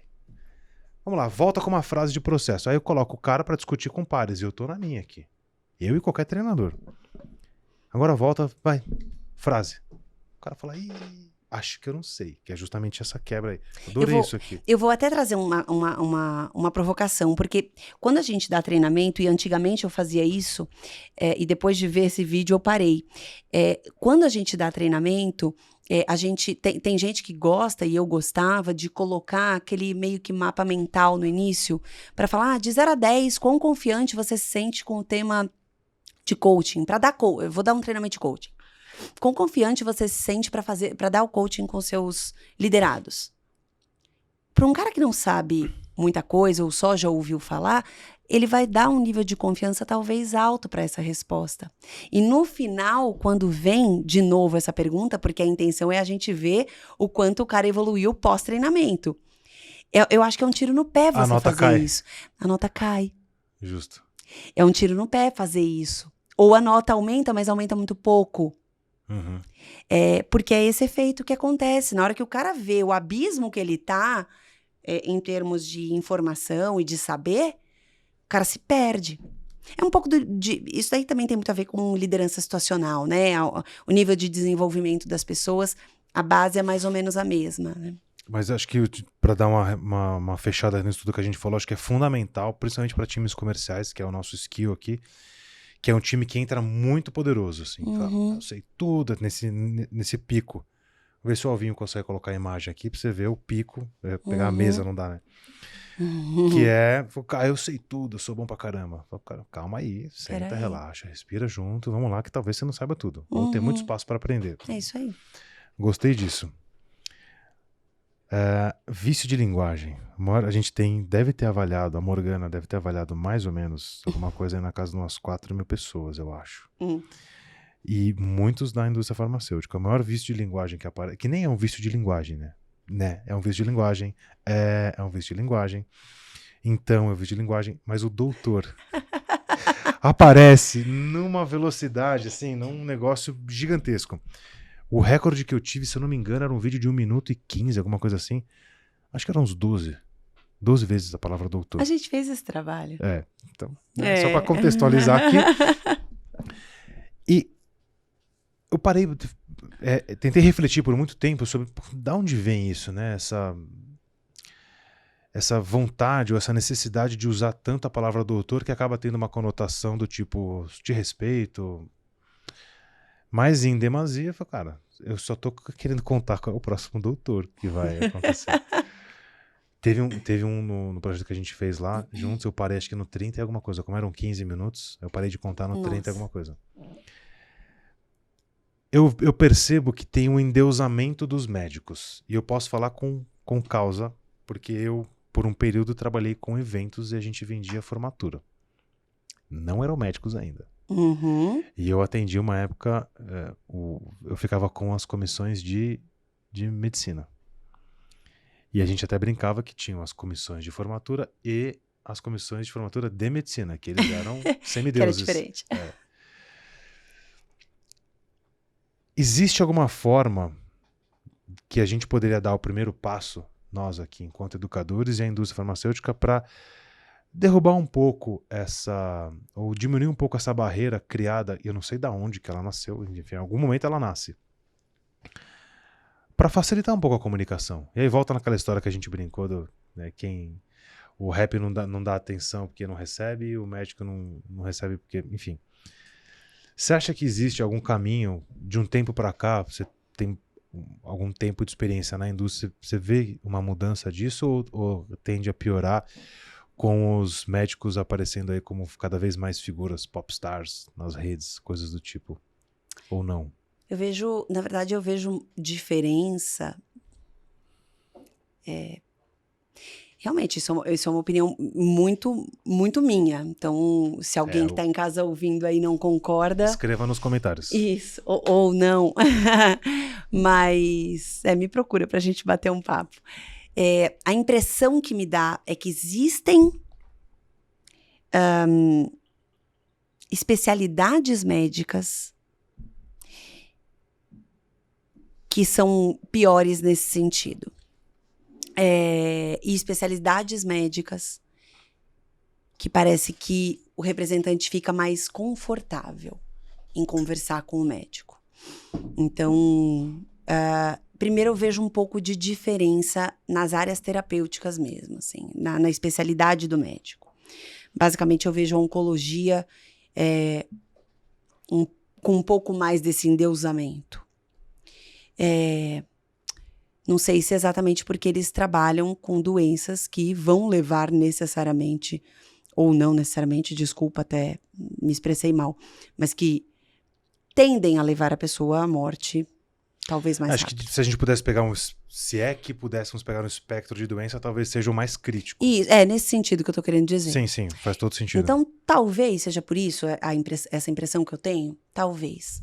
Mas eu acho que, cara, a maneira de você lidar com isso, e como educador, né, como trabalhar isso, a gente volta pro soft skill ali, ó, permeando, né, o hard skill, eu acho que é trabalhar muito da autoconfiança do representante.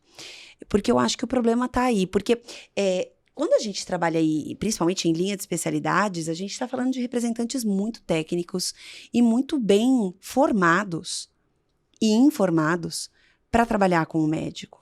E quase sempre com mais conhecimento daquele ponto específico do que o próprio médico, né? Com certeza, não à toa que médico manda mensagem para representante falando, cara, qual que é a dosagem que eu tenho que usar aqui? Até porque são tantos, dependendo da medicação que você trabalha, do produto que você trabalha, são tantos players de mercado, são tantos competidores que é natural que o médico te questione isso e esqueça. E graças a Deus que ele está perguntando, né? Então, eu acho que é trabalhar um pouco a autoconfiança mesmo, assim, do representante, porque o nível técnico ele tem. Por que que ele chega na frente do médico dessa maneira? Se colocando numa posição inferior. E eu acho, a análise transacional fala muito sobre isso. Sobre você ok e eu ok. Que esse é o correto, né? É a gente no nosso papel de adultos, que tem o pai, tem a criança e tem o adulto. Você no seu papel de adulto, se colocar nesse modelo, ok. Quais são os outros? Você ok ou não ok? Uhum. Então, eu posso chegar a olhar para você e sentir que você tá ok e eu não ok, porque eu me coloco abaixo. Ou, nem sei se é pior, o contrário, eu me sentir superior a você. Eu ok e você não ok. Eu te coloco nessa posição, internamente. E só de eu te colocar nessa posição, acima ou abaixo de mim, muda completamente o discurso que eu vou ter com você e a maneira como eu vou lidar com você. Então, eu acho que é um fator muito mais psicológico ali. Concordo. Voltado talvez aí para uma análise transacional de como você lida com situações em que você tem que se colocar eu ok, você ok, porque o fato é isso que você falou. O cara tem o conhecimento da medicina que você não tem, e você tem tantos outros para contribuir, principalmente o do seu produto. Não é um título, uma CRM que acaba definindo isso, né? Você falou isso dos egos. Estados de ego, é esse mesmo o nome. Que é a criança adaptada, a criança livre, Isso, o adulto. o pai crítico. Pai crítico, pai amoroso, né? Isso é sensacional. Uhum. Olha, anota aí, Fê, porque vale um dia um papo sobre isso. Você já está convidada para vir aqui pro AceleraCast. Já temos um tema para tratarmos, que é esse tema. Isso é Eu fiz incrível. o curso, mas eu não sou especialista. Não tem problema, a gente fala do jeito que a gente compreende, porque é um negócio muito legal. Quando eu conheci isso, por muito tempo ficou uma... A gente usou bastante, isso foi logo no começo de 2020, eu acho. Nossa, é incrível. Bom que você lembrou para eu voltar nisso. Vale muito a pena. A gente sempre tem que voltar para o adulto, que é isso onde mesmo. resolve o problema. Isso mesmo. Então, isso aguardem, mesmo. A gente vai falar sobre esse assunto ainda. Isso é muito legal. Então a gente vai ficar mais 2 horas aqui. Vai virar o podcast do Flow aqui. Não, mas daí me deixa ler mais uns livros, relembrar o curso, aí eu venho. Então tá aí, tá o desafio, Nath. A gente vai falar disso. Por falar em tempo, é muito comum, chega lá, a gente tá gravando hoje aqui numa quinta-feira. Esse geralmente deve ir pro ar numa quarta, enfim. Chega lá sexta-feira, aí você fala, bom, deixa eu ver o que tem de série pra assistir. Aí você acha uma série lá com 2 temporadas, 10 episódios, começou sexta, domingão, acabei a série. Aí essa mesma pessoa, na segunda-feira, recebe um e-mail, ou do RH, ou do time comercial, fala assim, turma, tem um vídeo pra assistir, 45 minutos, dá pra assistir no vezes 2, e o cara fala, não tenho tempo. Por quê? Não, pode falar. Por quê? Não, meu primeiro ponto é a crítica. E desculpa se vai servir pra você. Assistir no vezes 2, cara, de verdade, você tá fingindo que você tá assistindo. Se este vídeo você tá assistindo no vezes 2, você tá se auto-enganando, assim, de verdade. Porque, a não ser que você tenha... um poder supremo, é o Ray do... ali a leitura dinâmica, né? Do Rayman. Sabe o filme? Que ele tem ali um sábio. Ou o paralelo da leitura dinâmica você tem aqui pra assistir o vídeo. Mas são poucas pessoas que têm isso. Então, se você for uma delas, legal, mas acho difícil, estatisticamente falando. Então, minha primeira crítica é isso, né? E conheço gente que assiste filme, assim, eu desacredito. Eu desacredito. Quando eu ouvi isso, eu falei, filme? Você assistiu? Mas dá pra assistir um filme no vezes 2? No vezes 1.25. Tipo um Netflix, assim? Não sei se no Netflix, acho que a pessoa estava assistindo no YouTube, era um filme. Se você assiste um filme... Você tá errando, gravemente. Você estourou a pipoca.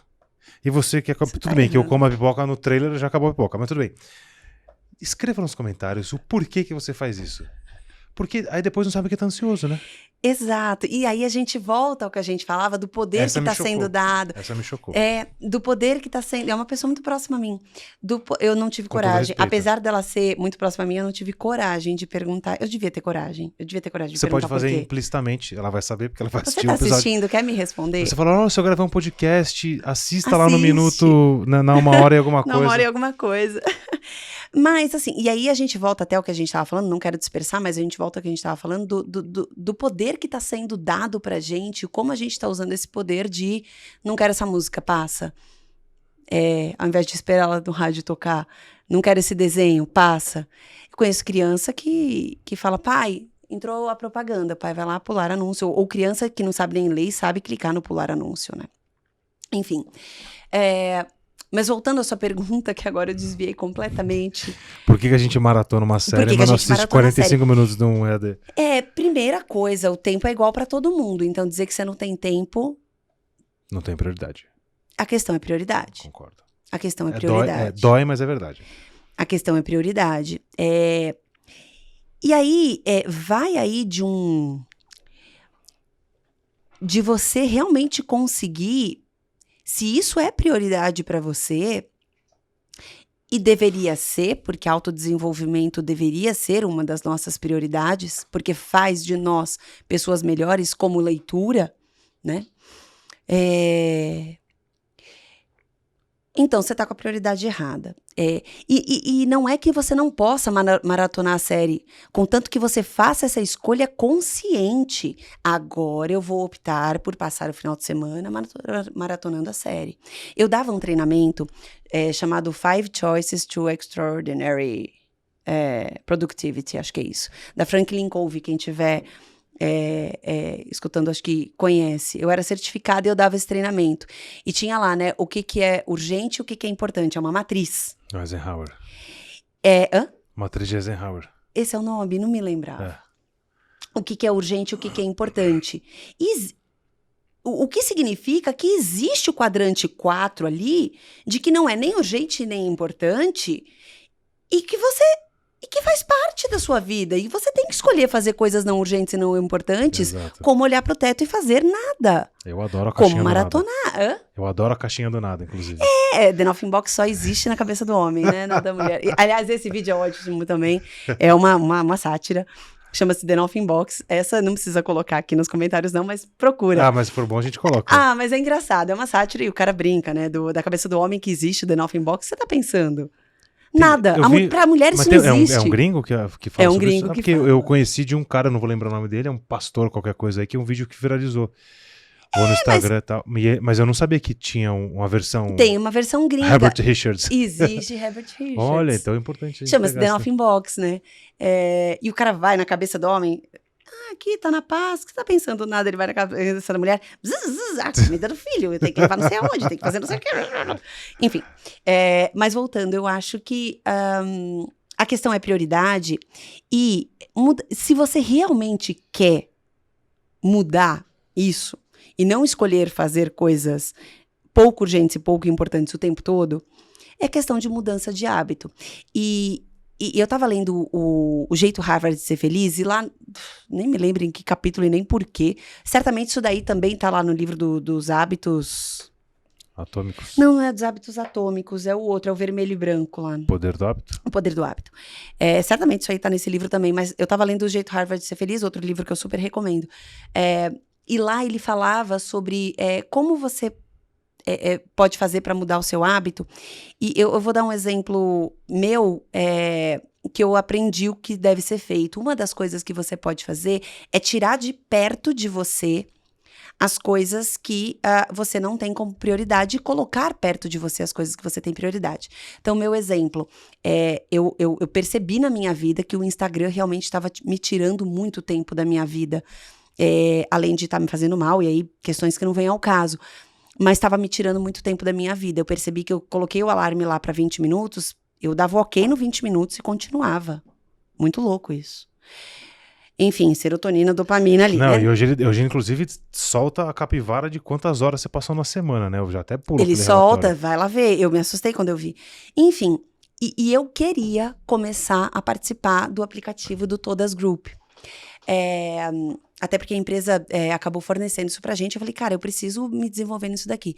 O que eu fiz? Eu excluí o Instagram, a minha conta ainda existe, mas se você for tentar me chamar lá no Instagram, eu talvez demore um pouco para te responder. Procurando no LinkedIn que vai mais rápido.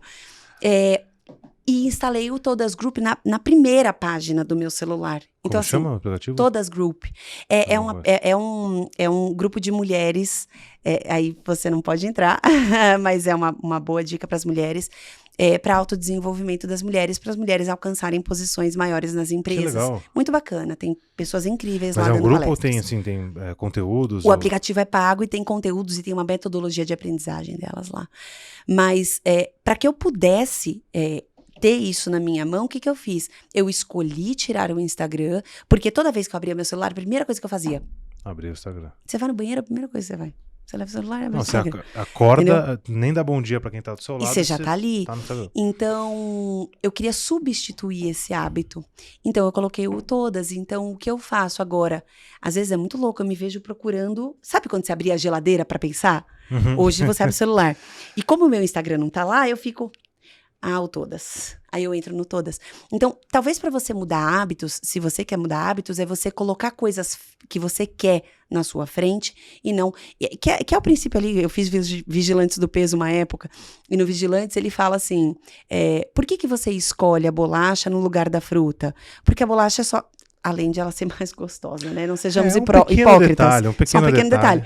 Mas por que você acaba fazendo isso? Porque a nossa vida tá tão louca que o pacote tá lá, você pega... Abre, tá pronto, você vai comer a fruta. A gente falou disso no chocolatinho que fica na entrada aqui, ali, né? Então, eu não peguei. Não sei Você não pegou, sabe o que significa? Eu vou pegar no final. Não, sabe o que significa? Que vai sobrar mais, eu vou comer mais. Não, eu vou pegar. Fica cegado, eu vou levar pra casa. Igual a bolinha que aconteceu do Wanderson aqui. Mas o que você faz, o que o Vigilantes do Peso falava era, cara, descasque, você comprou um abacaxi ou comprou, sei lá, morango, lava a fruta, já deixa pronta, descascada. Porque o que vai ficar fácil... Você vai pegar. Isso é mudança de hábito. Então, assim, que recursos... Eu acho que é muito protagonismo aí. Que recurso você tem para você mudar, né? Nessa semana, não foi que a Flávia trouxe pra gente o caso de alguém que tomava água? Algum lugar, acho que um hospital, queria que as pessoas tomassem mais água. Em vez de fazer uma baita campanha, tome água, eles começaram a espalhar garrafas ou galões em lugares e aí a galera começou a tomar mais água. Tá fácil. É isso, mudança de hábito. Uma das técnicas é essa, né? O edutainment, o conceito de ter um conteúdo educacional que entretém, não é algo muito comum ou nos discursos ou nas solicitações. A gente tenta sempre trazer essa veia. Aliás, a gente tem essa veia de que os conteúdos, para serem mais interessantes, um pouco de Domênico De Masi, de ócio criativo, tal, que é diferente do que imaginam, não é ficar na caixinha do nada, mas é numa caixinha produtiva. Aí o ócio criativo, né? É não fazer nada, né? Que é o não fazer nada, mas ainda assim produzir, né? Pensando, exato. Pouco de flow, o flow do Mihaly, um pouco de ócio criativo do Domênico, e a história do edutainment. Você tem visto isso? É algo que... quando você coloca dá certo, ou talvez, né, já que a gente está falando de futuro, pensando na importância do bom humor, de um conteúdo irreverente, você falou de conexão emocional, se eu coloco algo que me deixa tranquilo, relaxado, ou que me diverte, eu vou ficar mais conectado com aquilo. Uhum. Isso pode entrar no futuro? Ou já deveria estar? Já deveria estar. Pode ser. Porque é isso que você falou em relação a se conectar ali emocionalmente com as coisas, né? E você experimentar, né? Acho que isso faz muita diferença. É engraçado, porque quando eu vejo as solicitações internas, ou quando a gente está discutindo sobre maneiras de dar treinamento, uma coisa é o edutainment, né? A outra coisa é as pessoas confundirem a área de treinamento com a área de entretenimento, né? As pessoas acham que você tem que ser entretenimento para ser... para conseguir a conexão das pessoas, para conseguir a motivação das pessoas, para conseguir o engajamento, essa é a palavra que eu queria, para conseguir o engajamento. E aí elas acabam confundindo. Então, normalmente eu ouço solicitações assim de, já sei, vamos, nessa convenção, vamos fazer um game? Nossa, esse é um tema que apareceu no programa no Acelera Pharma. O gamification como a batata frita dos projetos. Eu quero um bonequinho. Eu falo, cara, isso não é game, né? Pois é, e eu só acho que tem que tomar um pouco de cuidado, porque não é lá. As pessoas confundem mesmo, elas acham que coisas lúdicas são necessariamente games, jogos, e não é só isso, né? Pode existir, a depender da necessidade. Então, agora, eu entendo que sim, existe uma necessidade muito grande de se mudar formatos, principalmente de treinamentos voltados aí, sim, né, ali para o hard skill, que as pessoas acham que ainda é o formato das escolas, né? Senta todo mundo, eu vou te passar uma informação. E você não vai nem poder discutir, né? E você não pode discutir. Então, normalmente, até quando vem esse tipo de conversa interna, eu falo, beleza, vocês acham importante fazer isso, mas posso dar uns pitacos no meio? E no meio dessa apresentação, a gente faz co-construção, baseado em andragogia. Trago essa parte, por exemplo, disso que eu falei, né? Coloca a venda, vamos fazer algo para sensorial. Então, às vezes eu consigo, às vezes não. E é por isso que eu acho que sim, a gente ainda precisa caminhar muito para isso. Porque até você explicar para uma área parceira interna que existe essa necessidade de se fazer de uma maneira diferente, porque é assim que as pessoas vão assimilar aquilo que você vai passar, você leva uma vida para explicar. Seria por isso que muitas empresas, para não generalizar aqui, as pessoas falam assim, quem é o palestrante da convenção, por exemplo? E aí é uma pessoa que leva muita gente, tem um engajamento muito alto, custa muito dinheiro, tem pouco tempo e deixa pouco resíduo. Essa é a minha opinião. Você gasta pegar proporcionalmente o maior investimento de um evento com o menor tempo e menos resíduo, mas é o que traz mais plateia.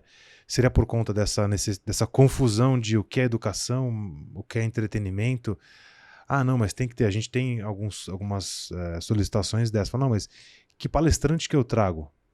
E o conteúdo acaba que fica de lado. Você fala, cara, mas peraí, e a parte de trazer educar a turma, não conta? Então, e por que isso acontece, né? Porque normalmente a gente leva um palestrante famoso com uma história de vida que às vezes as pessoas choram com a história. E eu também, eu tô aqui falando não num tom pejorativo, eu choro também. A questão não é essa não, eu choro também. Mas o que falta dentro disso é que normalmente, depois da palestra, já começa uma sequência de... Eu brinco, né? Uma sequência de toma-toma, sequência de bate-bate. Porque daí você tem o tempo limitado, então você tem aquele dia para dar todos aqueles treinamentos, para passar tudo de informação que precisa ser passado. E você não dá tempo da pessoa assimilar e fazer um debriefing daquilo. Então, assim, por que não cortar uma palestra no meio e falar, cara, o que eu tirei disso até agora? Beleza, agora vamos continuar. Senão satura, né? E a palestra não é... E aí, a palestra, ela deixa de ser uma sensibilização, porque uma palestra de 1 hora motivacional, eu entendo que é uma sensibilização. Ponto. Você quer mudança de comportamento? Não é com a palestra que você vai conseguir. A gente recebe diversas vezes a seguinte frase. Eu queria fazer meu time vender mais. Claro, eu queria fazer uma palestra de 1 hora. Cara, o dia que eu conseguir fazer uma palestra de 1 hora e fazer sua empresa vender mais por causa de uma palestra, aí a minha palestra vai custar uns 100 mil reais. E aí a gente volta até o trabalho que a gente fez, que foi um trabalho de... E essa foi a palavra que a gente usou, né? O trabalho que vocês fizeram com a gente foi uma sensibilização de, acho que 1 hora, 1h30. 1h30, foram 3 temas, 30 minutos cada, cara. 1h30, ponto. Existe isso aqui, hein? Atenção, presta atenção. Por quê? Porque você cria... Você sai da incompetência inconsciente do cara e fala, isso existe? Será que eu tô fazendo certo? É uma sensibilização. O que você faz depois? Prática. Debriefing, feedback, conversa sobre aquilo. E uma coisa que não tem nada a ver com a sua pergunta, mas eu acho que eu não queria deixar de trazer isso que me veio à cabeça agora. Se você tá assistindo a gente, ouvindo a gente, e você é responsável pelo treinamento e faz simuladas com o seu time, uma coisa que eu acho que poderia ser mudada, assim, e tem tudo a ver com escutativa que a gente falava. Na hora do feedback, o que acontece? Normalmente, a pessoa fala para outra o que ela viu de certo ou o que ela viu de oportunidade de melhoria. Alguém aqui já deu alguma vez a oportunidade de deixar o cara falar primeiro o que ele viu de certo e o que ele viu de errado? A própria pessoa? A própria pessoa, antes dela ouvir um feedback?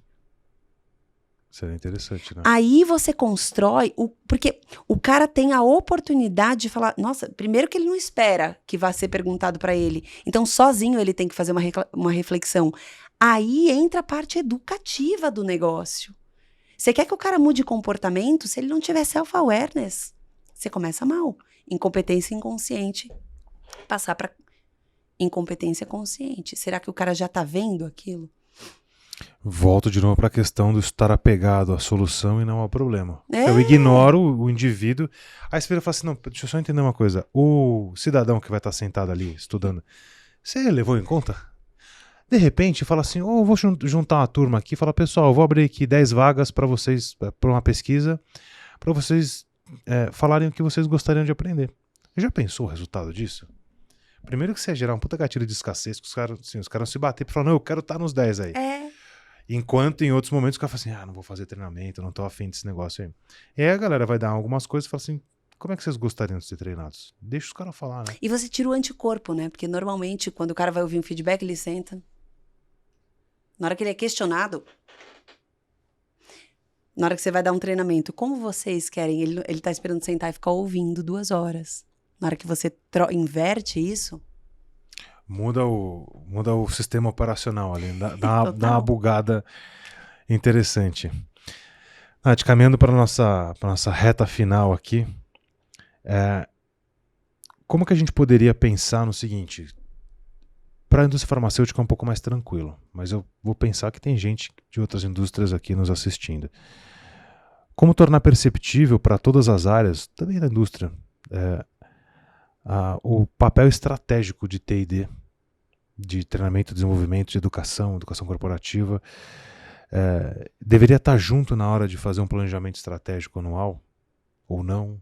Ou se sim, o que mudaria num plano quando você tem alguém de T&D sentado na cadeira ali, junto, sabe? Primeira coisa é a gente... vamos voltar para o que a gente já falou até. Você fazer a construção de um negócio para o ano, no começo do ano você está seguindo bem. Depois, será que você está seguindo aonde você precisava seguir? Então, você começa a ter um papel estratégico quando você está junto das áreas parceiras, normalmente é marketing ou acesso, da área médica, quando você está junto das áreas parceiras, para construir junto, baseado no problema que a gente tem, ou que a gente está vendo que a gente vai ter. Porque quem é de treinamento sabe que é muito triste trabalhar em treinamento pelo fato de você não ter um ROI. Cara, como é que você trabalha ROI de treinamento? Por avaliação de reação, modelo Kirkpatrick. Ainda assim, você está lidando com o que a pessoa está te dizendo. Sim. Não necessariamente com o comportamento que você está vendo ali na ponta. O último estágio do Kirkpatrick é esse. Tá longe. Então, eu acho que para a gente ter cada vez mais esse papel estratégico é andar junto com áreas parceiras. No caso da indústria farmacêutica, eu acho que são principalmente essas 3 que eu falei. Aí depende da indústria que você trabalha.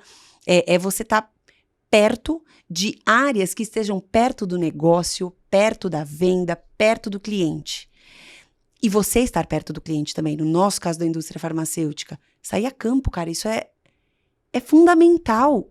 Uma área de treinamento que não está vendo na ponta o que está acontecendo, está entendendo o problema de que maneira? Pelos olhos e pela boca de quem? Afora como isso não chega desviado. Então, eu entendo que é trabalhar realmente muito junto, em parceria, entendendo o problema, o mais próximo da ponta possível.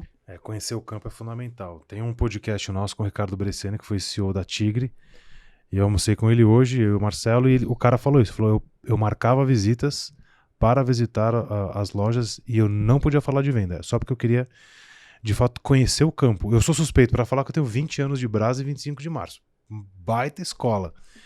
De colocar o tênis, a calça e falar, cara, deixa eu entender como é O que acontece aqui? A gente faz isso quando a gente entra com consultoria e depois cria a jornada de conhecimento, uma mensuração muito apurada e depois entregar os resultados. Sempre a gente vê a gente escolhe um único indicador. Talvez eu traria isso aí como um highlight, falar, cara, escolhe um indicador, porque senão fica muita coisa para ser mensurada. Né? Seja no Kirkpatrick ou no 6D, você pega o D6 lá, que é documentar o resultado, mas qual? Né? Talvez é algo, porque quem mede muita coisa vai acabar que não mede nada. Algo para ser pensado. Nossa reta final aqui, eu queria trazer uma frase que você usou e a gente tentar contextualizar um pouco neste barco neste sistema que estamos aqui inseridos, quando você diz que não estamos no mesmo barco, não estamos todos no mesmo barco, mas estamos todos na mesma tempestade. Do ponto de vista que cada um deveria cuidar para falar, cara, tira a água do seu barco aí para você não afundar, se você afundar, eu não vou afundar. Olhando para isso, parafraseando aí o que você trouxe, como que a gente pode pensar nessa tempestade que estamos vivendo e qual seria o arco-íris com o pote de ouro no fim dela, se é que seria possível, no pós-tempestade? Essa frase fala. Só pergunta filosófica, tá tranquila. Essa frase não é minha, né? Eu coloquei ela no vídeo e no texto que eu fiz lá no LinkedIn. Essa frase não é minha, mas ela representa muito mesmo, porque eu não sei se a gente vai sair muito da tempestade, assim, talvez não. sabe? A gente falava, né, sobre o mundo VUCA, que já não é mais VUCA, é banida, daqui a pouco vem outro nome. A gente falou muito sobre lidar com as incertezas, e eu vejo essa tempestade como as incertezas, assim, né? A própria pandemia, né? Quem podia imaginar. Então, eu não sei se a gente vai sair muito da tempestade, porque é tipo louça, né? Enquanto você viver, louça haverá para você lavar na sua casa. É impressionante. A minha pia, inclusive, acho que elas se multiplicam. Então, eu acho que é tipo louça, assim, sabe? Você só lava, chega mais. Só que você tem que lavar. E nesse sentido, eu acho que é o quão preparado a gente tá para lidar com a tempestade. Cara, e tá super em alta, e tem que estar em alta mesmo, falar sobre saúde mental. E eu acho que é aí que estaria, minimamente, se pudesse ter uma solução para isso, aí que estaria a solução. É você ter condição de saúde mental mesmo para lidar com tanta mudança, com coisas que chegam para você do seu trabalho, da sua vida pessoal. E é nessas que eu acho que essa frase aí do barco, a gente tá na mesma tempestade, mas não no mesmo barco, que é, cara, a escolha que você tá fazendo e o como você tá lidando para realmente não deixar o seu barco afundar ali. Mas, ao mesmo tempo, acho que você pode ajudar o amiguinho, sabe? Dar uma salvadinha. Pega uma canequinha, tira a água do barco dele. Não vai matar ninguém, Você só não pode estar no mesmo barco mesmo, porque aí senão você afunda, sendo que você tá tentando ali minimamente cuidar da sua parte, de você tá bem. E eu falei isso num contexto de pandemia, né? Porque realmente foi uma mudança drástica para todo mundo. Então, eu acho que você não precisa deixar de olhar para o outro, mas aí a analogia do avião, né? Se você não colocar a máscara em você primeiro, você não vai conseguir ajudar o outro. Então, acho que nesse sentido entender que a tempestade talvez não passe, mas ter saúde suficiente para você lidar com ela e não deixar o seu amigo também ali sozinho, né? Dependendo da condição. Você dá esse apoio, sei lá, é a minha maneira de ver as coisas. Faz muito sentido. Tem um amigão meu, ele fala muito sobre o futuro, e ele diz que o futuro é de quem sabe navegar e fica confortável no caos. E eu acho que é muito disso que você falou. Pra gente arrematar agora aqui esse baita papo, fechar com chave de ouro, eu vou falar uma frase, que essa frase é sua, e vou deixar você nas considerações finais aí. Ai, Jesus! Faça suas escolhas e fique em paz. O que isso significa para a Natália Giampietro, senhoras e senhores? Essa frase é minha. Sei lá se alguém já falou por aí, mas essa frase é minha. Está registrado no YouTube que essa frase agora é sua. Vou patentear. Então, eu acho que o faça suas escolhas e fique em paz é porque hoje a gente vive num mundo em que a gente tem muita opção.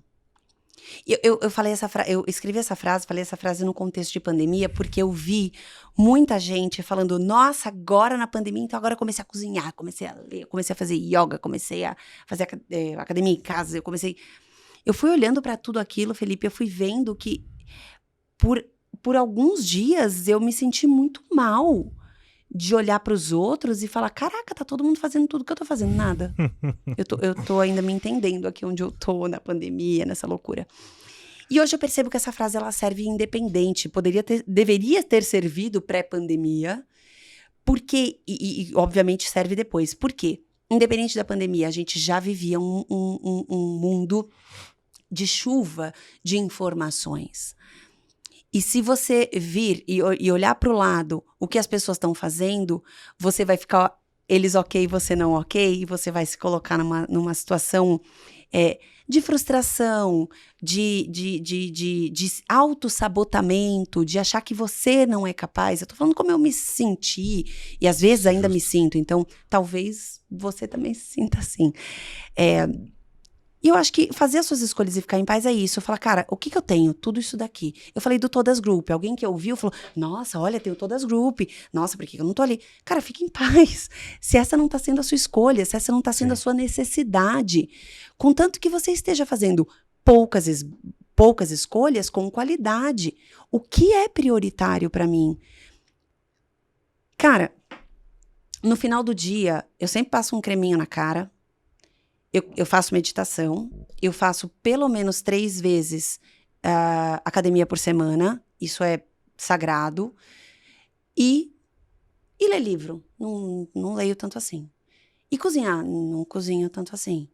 E vai falando 1000 coisas que eu não tenho, mas tá tudo bem, eu escolhi não ter isso para ter 2, 3 prioritárias. Nath tá em paz com isso. Hoje eu tô. Por muito tempo eu não estive. Mas hoje eu tô e vou trocando as prioridades, né? Então, escolhi deixar de fazer alguma coisa para começar a fazer piano, que era um sonho que eu tinha. Então, se eu precisar voltar a fazer inglês, não vai caber tudo. Não vai caber a meditação com o creminho na cara, com o piano, com... Não cabe fazer tudo.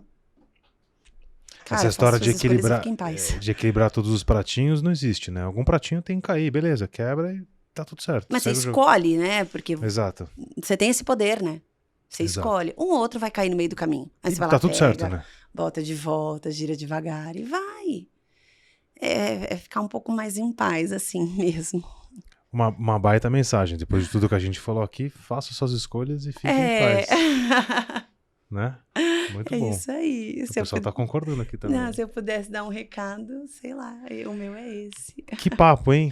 Que papo. Ó, já tá convidado pra gente falar de egos no AceleraCast. Ai, me deixa estudar. E a gente vai aprofundar e a gente vai falar mais de assuntos pessoais. Aí, muito bom. Que legal. Quer finalizar com alguma coisa? Não, realmente só agradecer. Eu acho que, eu confesso, no começo eu tava nervosa, acho que todo faz mundo parte. Fica, até eu também, todo mundo fica.